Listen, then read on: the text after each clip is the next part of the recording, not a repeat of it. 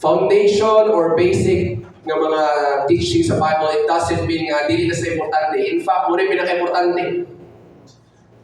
Pwede ka mag-isgot ng leadership, church growth, revival, sa manara, worship, music, sa manara mga departamento, mga aspeto sa ministry. Pwede ka mag-isgot, ana. Pero kung di ka makaisgot sa Ebanghelyo, kawa lang ang tanan. Sa atong pagkakristohanon, nadara sa Ebanghelyo, naghawig. Ang atong pagkakristohanon, nagumikan dira sa maayong balita. Unsa ang gibuhat ni Kristo dito sa krus, epekto ra ni tanan. Church growth, giving, tanan-tanan, epekto lamang kini. So let's go back to the basic.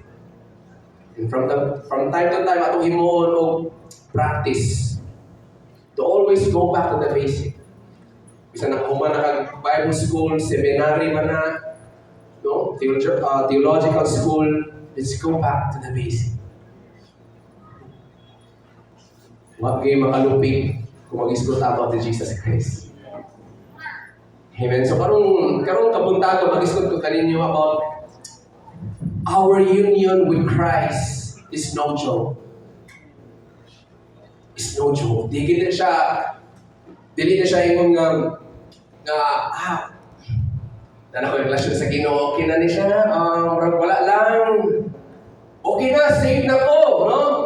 Pero katuig, 2 decades na mga Christian, well, na-outgrow na ako na, okay na kayo. But ang mga igsoon, our union, ang atong panaghiusa dira sa Ginoo, ang atong relasyon dira sa Ginoo, importante gayud kana, and it's no joke. It is wonderful nga ato nang i-revisit. It is wonderful nga ato nang masabtan. Importante gayud nga makasabot kita unsa atong posisyon, unsa ang atong nature, unsa ang atong identity, atubangan sa Dios Amahan diha ni Kristo Jesus. Amen? Kailangan yung mga spiritual amnesia na dugay na mga Christian, makalimot ka sila kinsa sila. Ma-amnesia sila nga. Luwa ka ito ganyan, joy of the Lord. O pag malimta nila ang joy of the Lord. The joy of their salvation nga. Kampante na mo, daghan na kayo na disciple, no? Daghan na, tato na kaya akong network. Dako na ba akong network? Kasi malimta nito ang joy of the Lord, baka katong sa sinugdanan pa ng uban-uban na sa Ginoo, we are so on fire, we are so passionate. Ano malimtan mo na ito? Because we forgot that our union is magnificent. So, kung saan yung union? Dili na union sa union. So, let's open our Bible in John chapter 17, verse 20 to 24. Dili mo ka na akong foundational verse, but let's open our Bible in John 17, verse 20 to 24. Makuhan ba na sa atong DLP? John 17, okay. Verse 24. 20-24. Nag-pray si Jesus before siya i-arrest, no? Nag-pray siya. After niya naging-diskurso sa iyang mga disciple, nag-isgot siya about the Holy Spirit, nag-isgot siya about the coming of the Holy Spirit. And then, nag-pray siya sa Amahan. Ingon siya, I do not ask on behalf of this alone, but for those also who believe in me through their word, that they be all one, even as you, Father, are in me, and I in you, that they also may be in us, so that the world may believe that you sent me. Ang po si Jesus Christ nga, sama ang paghihiusa ni Jesus Christ sa Amahan, ang atong mga ginoo may usap po sa Amahan o sa iyahan. That is the very desire of the Lord na kita mahiusa. That is union. Sabot mo? Mahiusa. United. Close. Near. Desire sa Amahan o desire sa anak o ug desire sa Espiritu Santo nga kita masuot, may usa diha kaniya. And this is the foundation of your salvation. Salvation is not just how to say, forgiveness. Dili, ang purpose of forgiveness na ikaw may usa sa Ginoo. Na ikaw makabaton og suot nga relasyon sa Ginoo. You don't have to work for it. Union is a gift. Ang imong relasyon sa Ginoo is a gift. Nagbasa ang Bible, nag-pray ka, nag-attend fellowship, because that is the result of your union. Amen? Wala ka mo, simba ka kay para na relasyon sa Ginoo. No, simba ka because na kayo relationship sa Ginoo. O kung wala kayo relationship sa Ginoo, nangita ka rin, nawagan ang Ginoo taon. Amen? Hello? And then, sa 22, ingon sa Jesus Christ, ni sa Amahan, the glory which you have given me, I have given to them, to those who believe. Diba, the Lord, we give all the glory to you. Amen. But we cannot give all the glory to Him if dili nato na madawat gikan sa iya. We are the partakers of His glory, of His goodness. Tingkaunta ka, mula si Lord, nag-prepare o kumbira na ka, kita nagkaunta. O pinaagi ana, maka-give back sa glory sa Ginoo. Lord, salamat ang tanang mga panalangin. Tanang sa mga pagkamayo. Salamat, Lord. Kaya ikaw mismo naka-experience sa kindness sa Ginoo. You cannot give glory to God without partaking first the glory. Father, the glory that you have given me, I have given to them. That they may be one, may usa sila. Just as we are one. O kani nahita po kani when he was resurrected and when God poured out the Holy Spirit on the day of Pentecost, gihatag balang Espiritu kani dinhi kanato. We receive the glory of God and then we become one with Him. Ingon sa 23, I and them and you and me, that they may be perfected in unity, so that the world may know that you sent me and love them, even as you have loved me. Father, I desire, prayer Jesus Christ, Father, I desire that they also, who have you given me, be with me where I am, so that they may see my glory which you have given me, for you loved me before the foundation of the world. This is the desire of Jesus Christ. Lord, gusto ko nga kayong panghatag sa mga kanyang mga rintuo sa ako. Kung asa ko karon, asa ko nga relationship, asa ko nga posisyon na sila po naapod sa ako ang dapit. Si Jesus Christ is very close to the Father. Naglakaw si Jesus Christ dahil sa kalibutan 2,000 years ago nga naay grabe ang relationship samahan. Grabe ilang union. Ug mao na desire ni Kristo. Nakita nga naglakaw karon in this present day nga may sama tangan ni ana. And guess what? Nahitabo na siya because the Holy Spirit, the Spirit of Christ lives in you. Ang ipangayo lang sa Ginoo may soul, walk with Him. We must be aware nga naman sa Lord sa'yo. Di na takpabantayan ba? Preoccupied ko sa tanan ng mga earthly worries and issues, but naharap na di ka Ginoo. Kung mga nibiya sa kuha, in fact, naaman ay kasunod na ako. Kani nga prayer ni Jesus Christ before sa cross, after sa cross, nahitabo niya sa mga believers. And this is the union. Nahiusa na sa Ginoo. And one of the beautiful picture of union is marriage. Sakto ba? Two individuals, lahi-lahi personality, lahi-lahi o trade sa kinabuhi, lahi-lahi o career. Pero nahiusa. Wala na wala ilang individuality, wala na wala ilang uniqueness, pero nahiusa sila, they're one flesh. And that is a beautiful picture of our relationship, our union with the Lord. Wala nawala yung pagka-introvert, wala nawala yung pagka-extrovert, wala nawala yung mga ambivert, pagka-ambivert, wala nawala yung mga pagka-medyo aloof kamay, wala nawala yung pagka-bibo. It's you. It's okay. Pero, naiusa ka, wala sa Ginoo. Kung naiusa ka, wala sa Ginoo. Nasa din sa church, like ang mga personalities. May mga katungan lideron yun, may mga ulawon, pero may planning.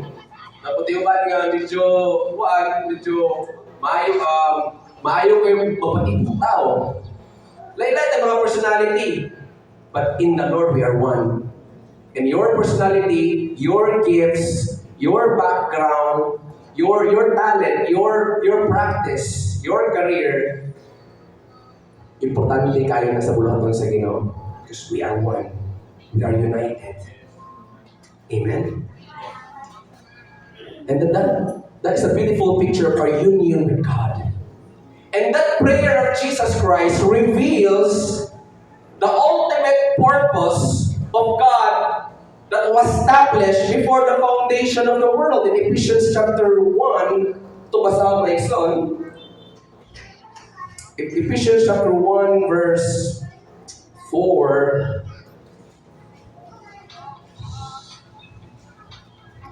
Verse 4 to 5. Ingon si Paul dali, just as He chose us in Him before the foundation of the world. Gipili ka dito sa Ginoo sa wala pagibuhat ang kalibutan. Ang plano sa Ginoo sa imo wala nagsugod sa book Genesis. Ang purpose sa Ginoo sa imo nagsugod wala pa nabuhat ang kalibutan. Naana ka sa una o kasing-kasing sa Diyos. Ingon rin, just as He chose us in Him, in union with Christ, pipili na tayo ni Kristo, before the foundation of the world, that we would be holy, ang plano sa amahan sa ito, ang may mong tagmalaan, blameless before Him, in love. Then, verse 5, He predestined us to adoption as sons through Jesus Christ to Himself, according to the kind of intention of His will. Sa laktod nga pag-istorya, plano na yun sa Ginoo daan nga mahimo kaniyang anak. And the Greek word ang sons na is hoitician. No, from the word hoios, which means matured sons. Dili lang anak sa Ginoo, ang plano samahan na iyang tanang mga anak, diha ni Kristo, mahimong mga matured na mga anak. Kinsa may mga naay mga anak dali, malipay ba mo cute na bata na may, no? Cute kayo, pero kung after 10 years, niya na pagkakong siya, magkamang siya, magbibiron mo siya, hindi mo kamalipay sa mga ginikanan. Kalipay sa ginikanan, mutubo siya, mukaton siya, makita na yung gift niya na ma-exercise, ma-eskwela siya, di ba? Kalipay sa mga ginikanan. Di ba kalipay ka everyday, for 10 years, baby mo siya, kuya, wala pa siya 3 months old. Okay. Di ba? So mga igsuon, kalipay sa mahan, mutubo ka sa pagtubo.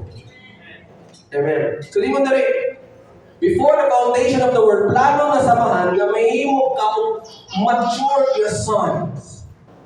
Kung karon, ibutang na natin sa simbahan para ma-train, para ma-develop ang imong character, ang imong giftings, ma-discover ang imong callings, kung sa imong place sa church, sa body of Christ. Kaya kalipay sa amahan, tubo ang iyong mga anak. He loves to discipline His children.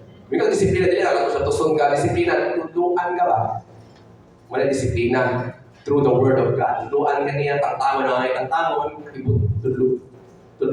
itudlo niya sa mga itudlo.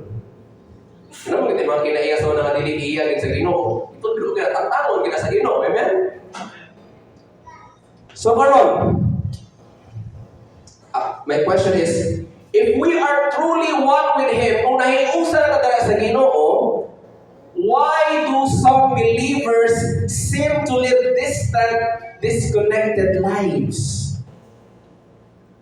Sa makabati ka, Lord, kung tinuod nga nahiusa ko nimo, Lord, kung tinuod nga anak ko nimo, Lord, kung tinuod nga pinangka ko nimo, nga naa ka, naguban ka na ako, anong hantod ka, Lord, makabati ko mga mo, Lord, layon ko nimo, Lord, nga makabati ko nga unworthy ko, Lord, dili mo ko worthy to serve. Ano maka-feel naman tana, ano makauna-una naman tana. Lord, kung ganun mo nga Christian, ikaw ka kabalaan, sige na wali na pastor, sige siya wali nga, righteous ko, balaan sa mga tubangan, I am perfected in your love, pero, ako ko ng action, Lord, ako akong lifestyle na ginawa, maging na-align. Amen? Yung mga nyana, Lord, si Juan, tugay, pas-pasan ka siya dito po, ako, tugay naman, Lord, sana all kayo niya siya ay, si brother, nasig kayo, ako pila nagbubukan, wala akong magyapon. My beloved, the answer is because of ignorance. Spiritual ignorance. Wala pa resulta rin para ituliso ka, at punit tinuod. There is a spiritual ignorance. Wala ta kabalo sa pubuton sa Ginoo din. We forgot our union with the Lord. We forgot kung sa atong standing before the Lord. We forgot our calling. We forgot kung sa atong place that is a church. We forgot ignorance. So to remove ignorance about how magnificent our union with the Lord truly is, we must understand these two essential truths. Take note na ta. Para matangtang nito pagka-ignorante sa ato ang panag-iusap niya ni Kristo, kaya nindot nung ganit, ang atong relasyon sa Ginoo may susultian, dili siya joke, nindot kayo ni. Importante lang na ato ni masaktan. Amen? Para mas ma-enjoy pag nato ang Ginoo. Mas ma-enjoy pa na itong bagong kinabuhi ang ihatag sa Ginoo nila ka na ito. Pwede lang, okay, pwede na po, thank you Lord, hallelujah. Dili lang nga may result is, kung makapasabot lang ka, kung sa ka magnificent na iyong relasyon sa Ginoo, ang iyong panag-iusa sa Ginoo, makaingon ka nga, di na po mag-kinabuhi kasama kanihan. Lamig, manikay, mabuhi ni mo, Lord. Amen? Ay mo ni kahan ang exor. So there are two essential truths na itong masabtan gano'n. Number one is our point of origin. Dapat na? Number one is our point of origin. Now let's open our Bible in Colossians chapter 3. Yung dari magbase ang ato ang mensahe karon. Colossians chapter 3, verse 1 to 4. Let's ask this question, where did your new life come from? Asa manggig ka ng atong new life? No, I mean new life church. No? It's a declaration. It's a declaration that asa rin nagikan yun. Kaniadto sa karaang kinabuhi, gikan ta sa atong mga ginikanan. That's why they say Jesus Christ and Nicodemus, unless you are born again, you cannot enter, you cannot see the kingdom of God. Unless you are born again. You need to be born again. You need to be born from above. You need to be born of God. You need to be born in the Spirit. Kinahanglan ng pagkatawag ko sa Espiritu. Because atong first birth nato, hello, patay kita sa Espiritu. Buta kita sa mga espirituhanon ng mga butang. Dili kita makasabot sa mga butang sa Ginoo kaniadto kung wala ka sa Ginoo, di mo kasabot mo. Hallelujah siya. Unsa man na siya problema mo katawa man. Unsa man na siya gikaw-kaw kung pasaylo man noon. Unsa man tawahanan ta pag malos na, manimalos tabay, iso mo tayo sabis man tabay. Lahi man tabay, di mo na ni bay. So di ang nakaigsoon, pati mong bahay ni mo sa una, kung ano ka na-Kristo, wala na, patay na na. Amen? So where did your new life came from? In Colossians chapter 1, chapter 3, verse 1 to 4, it says, therefore, if you have been raised up with Christ, since you have been, nice to NLT, New Living Translation ka na. Since you have been raised to new life in Christ, na nakipagpong kinabuhi, ang Espiritu sa Diyos na nasa imong Espiritu, set your sights on the realities of heaven. I-focus ang ibuti ang imong mata sa realidad sa langit. Where Christ sits in the place of honor in God's right hand. Kanihan to patay ka. Karon, nabanhaw ka uban ni Kristo diha sa Espiritu. No, narinig ko na to. Sa Espiritu. And then kapano pa ka? Nga ang imong Espiritu uban na karon sa Ginoo. Ini mo tapat, ang imong Espiritu na nakamot sa Ginoo. Gusto ko illustration. Ako mas akong amigo si Evangelist Earn. Si Pastor Will. Kaya kung ganito pang illustrate sila. Kapay, bro. Sapay magkita na ba rin? Nawala ang worship team. Pare si Quiz. Yeah, Quiz. Pastor. No? Ganahan mo mga illustration nun. Kanya siya kay kaping man siya lang sa spirit, ang spirito. No? Kalag nila. Hindi siya kalag. Siya kalag na lang. Kung mag-choice kay Paul. Kaya itong lawas na siya kay nambog mangod. No? Lamig kayong kaon bro. Taniyot kayo na. Muna yung yan mga pastor, no? Ano mga pastor, lumay kayo. No? So muna ang Espiritu, ang tao, no? Ang tao, ato na Espiritu, ikalang lawas.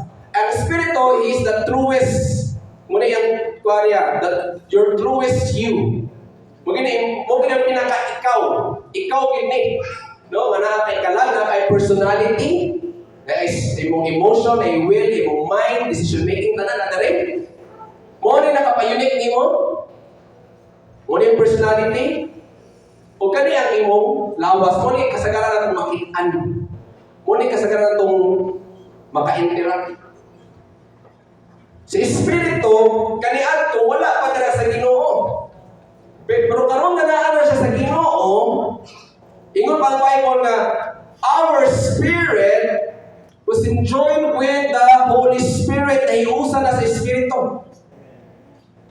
We are born again in the Spirit. Kaya ito wala pang Ginoo, patay ang Espiritu. Wala siya awareness kayo sa spiritual realm sa Ginoo. Ang yung awareness lang, mga buhat sa kaaway, wala awareness. Pero karon na naana siya sa Ginoo, He is in Christ, na iusa na siya sa Ginoo, na siya awareness sa heavenly realms, sa kingdom of God.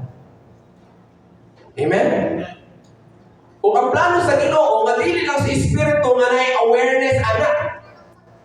Si Espiritu is He is saved, He is redeemed, He is righteous, He is holy. Ang gusto sa Ginoo nga alin pastor. Nga gamayon pud si kalag si personality. Kinahanglan ko usahay nga luwas na ka na naka sa Ginoo pero personality nimo no, lain pagi kayo, napay attitude nga buwan, di ba? Dari, righteous ka. Pero dari, mas putan pa tong ako ang Muslim nga amigo sa Christian church mate. Very man ni anak. Ako church mate, pero mas putan pa tong akong amigo ko si Pasimba. Mas masabot pa. Because yung personality niya, yung character niya na-develop. Although, wala sa Ginoo, wala siya. Pero since we are in the image of God, the image bearer ng tao, naamay Ginoo wala, image bearer na namin kinayas Ginoo.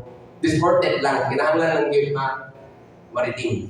Amen? So kani, sa Ginoo nga, unsay gibuhat sa Ginoo dari, na-impact sa imong personality, na-impact sa imong soul, na-impact sa imong will, sa imong emotion, sa imong mindset. Through the Word of God. Through the written Word of God. And this will bring an impact sa body. Ang plano sa Ginoo nga ang spirit, soul, and body will be aligned, will be in agreement kung unsa ang gibutang sa Ginoo, kung unsa ang gi-work sa Ginoo sa imong espiritu. So, ang plano sa Ginoo nga dili lang sa espiritu ang maka-experience sa union. Even your soul, your emotion, yung mindset, yung personality, ang imong will, as imong body, experience sa kaong sa Ginoo.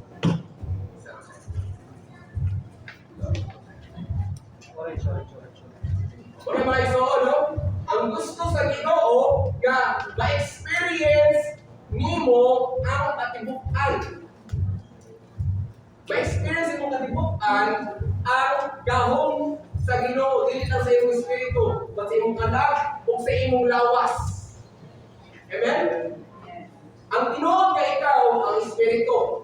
Ngunit tinuod nga ikaw mo ang pinaka-essence ng pagkatao. Kung ano ka personality, dapat kay lawas. Ating tanan love sa Ginoo, gusto ni sa Ginoo nga maka-experience sa new life. Kaya gihatag. Amen?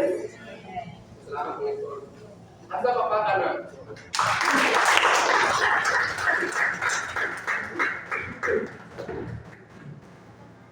So, ingon na rin sa itong ibasa na atong i-focus ang atong mga mata kung asa si Kristo kung naglingkod sa trono sa Diyos. In fact, ang imong spirit naglingkod na uban ni Kristo. Ingon na sa Ephesians 2 says that we have been raised up with Christ and seated with Him in the heavenly places. Ingon ito nga gibanhaw ka ni Kristo o ipalingkod na uban niya dito sa kalangitan, uban niya dito sa kalangitan. Ang imong espiritu karon nagginhawa na og langit. You are born in the Spirit. You are born again. Dili na religion na. You are born again. You are born in the Spirit. You are born from above. So tagalangit ka. Naglingkod ka karon sa imong lingkuranan, pero ang imong origin tagalangit ka. Ang imong origin, ang imong home country is langit. Ang imong mission field kalibutan. Kaya maabot ang panahon, balik si Kristo, ang langit ug ang yuta patay mo sa atin. There will be a new heavens and new earth. And this body will receive an immortality. Maka-receive ka of glorified body. Isa ma-excited na. Matili lang imong espiritu ang naka-experience sa kaluwasan. Mismo ang imong lawas, pag-abot ni Kristo, maka-experience sa fullness sa kaluwasan. And you will be resurrected. That your body will be totally redeemed. No? Maluyaw mo itong lawas ito. Maluyaw ka magsakit pa. No? So bago niyo buwan pa, palag ni malus pa. But there will time that our body will be redeemed when Jesus Christ comes again. So sultihin mong tapad nga ikaw, di makatao, diha sa Ginoo. Sa una, di makatao ka diha sa iyong ginikanan. Pag kinahanglan ka nga di makatao, balik. Amen? May kaya akong tingog, murag megaphone. Megaphone. You are born from above. That is your origin. Focus ka. Para dili ka maignorante sa imong panagiusa sa Ginoo, Lord, nahiusa naman tayo diha kanimo. Ako balik ko na, your point of origin is from heaven. Your mission field is the world. You are sent by God to the world. Pero mga missionaries, kita tanan mga misyonaryo. Anong dapat yung itrabawan at your mission field? You are sent by God from heaven to the workplaces, to schools, to communities and families, to individuals. You are sent by God. You are born from above. You are born from heaven. Kung dara ang focus, Lord, sakit na kayo ng ibuhat sa Lord, wala na dito karon, Lord, I feel betrayed. And then we take a pause. that, Lord, I am with you right now. I am born in the Spirit. I am born again. I have this new life. Lord, there is no focus. Sa imo ako focus. Lord, nasakitan ko sa ingon sa mga leader sa buha. Grabe ka kanta. Lord, sa imo ko focus. Lord, nasakitan ko sa ingon sa mga kauban sa worship team. Pero sa imo ko focus. Amen. Naman kayo mga panahon ng sakitan ta. Sabi ko ganong ego sa akin, di ba? Your ego is not your friend. Your ego is not your friend. Your ego must submit to your friend, which is Jesus Christ.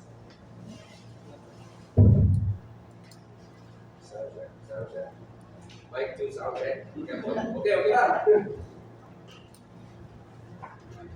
Ingon na rin sa Colossians chapter 3, ito pasahod balik sa verse 3 and verse 4. For you have died. Alright, sir. Thank you. Sound check. Alright. So Colossians 3 chapter 3 verse 3 to 4, it says there, no? For you died to this life, namatay na ang imong kinabuhi, aning kinabuhi imong karaan ng aning kinabuhi and your real life, hindi mo tapat, imong tinuod ka kinabuhi. Papunta na karon, unsa di ang kinabuhi? Sa mga wala ka sa Ginoo, normal lang ilang kinabuhi, nagtuyok yun sa mga utang sa kalibutan. Kwarta, mga kabalaka, nagtuyok. Nama mong gyapon maka-experience sa mga gyapon ta, pero wala na nagtuyok ang atong kinabuhi na lang. For you died to this life and your real life. Hindi mo tapat, real life, tinuod mo kinabuhi is hidden with Christ. Nakatago ko no, uban ni Kristo, ilalong in God. Ang imong tinuod nga kinabuhi na ano ka uban ni Kristo, your union, your relationship diha sa Dios. That is the prayer ni Jesus Christ nga itong ibasa ganina sa John 17 that Father, that they may be in one, just as we are one. Lord, sama sa amahan sa mga kita na hiusa, gusto ko nga sila mahiusa o sila mahiusa sa tuwa. Kalipay o desire sa Ginoo nga mahiusa tao kanina hitabo na diya sa Espiritu.